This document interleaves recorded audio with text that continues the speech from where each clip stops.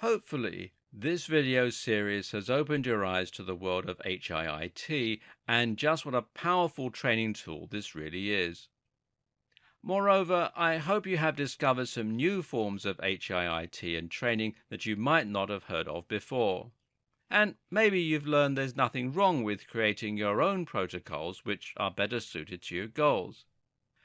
You know the science, so why not combine fartlek, cardio acceleration, and metcon into one brutal routine? Get inventive. But before we go, though, make sure you recognize the importance of combining your HIIT routines with the right lifestyle. If you want to maximize your fat loss and muscle building, then you should look at supplementing with extras like creatine and possibly a protein shake. Losing weight also means eating a healthy diet that maintains a calorie deficit, and if you want to avoid burning out, you need to make sure you're getting plenty of rest and lots of sleep. And don't throw out the baby with the bathwater. HIIT is amazing, no doubt, but it's also only one piece of the puzzle.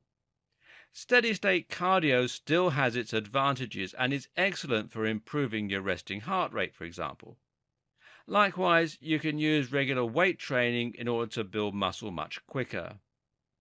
Instead of falling in love with each new training method and forgetting the old routines, instead look at how you can combine new information with what you already know to create something even more effective. How about using a Tabata routine at the end of your workouts as a finisher and throwing in some steady-state cardio into your routine as well? Experiment and find what works for you. But the very last thing I want to leave you with is that you must make sure your routine is sustainable. Ask yourself honestly if the routine you've devised is something you can stick at indefinitely.